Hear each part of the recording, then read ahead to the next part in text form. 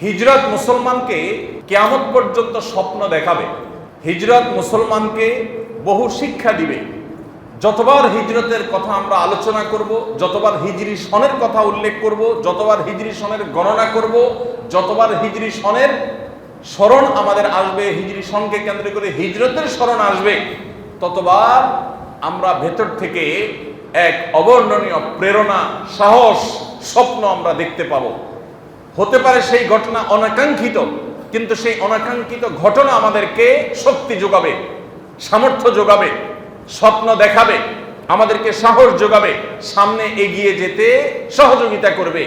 আর সেজন্যই মুসলমানদের শুধুমাত্র আনন্দে উদ্দোলিত হওয়া, মুসলমানরা শুধুমাত্র গৌরব গাথা দিয়ে তারা খুশি থাকা, এটা মুসলমানদের জীবনের প্রধান বিষয় নয়। বরং মুসলমানদের জীবনের প্রধান বিষয় হলো যে তার জীবনের সঠিক পথ চলতে যাতে তাকে অনুপ্রেরণা যোগায়, সাহস যোগায়, শক্তি যোগায়, সামর্থ্য যোগায়। এরকম বিষয়গুলো আমাদের জীবনে বেশি প্রয়োজন।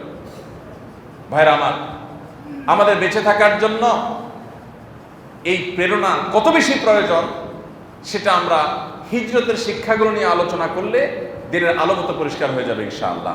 আসুন আমরা হিজরতের শিক্ষাগুলো নিয়ে আলোচনা করি। নবী করিম সাল্লাল্লাহু আলাইহি ওয়াসাল্লামের হিজরত কেন এত গুরুত্বপূর্ণ হয়ে গেল? অনাকাঙ্ক্ষিত ঘটনা হওয়া সত্ত্বেও যে হিজরত থেকেই সনগণনা মুসলমানরা শুরু করেছে, সাহাবায়ে কেরাম শুরু করেছে।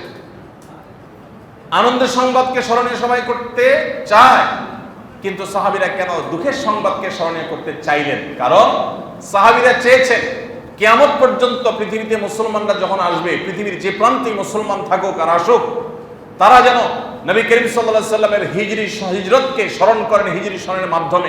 এবং হিজরতের ঘটনা যখনই তাকাবে, মুসলমান তখন সামনে চলার শক্তি পাবে। আস-সুন্নাহ ফাউন্ডেশন, উম্মার স্বার্থে সুন্নাহর সাথে।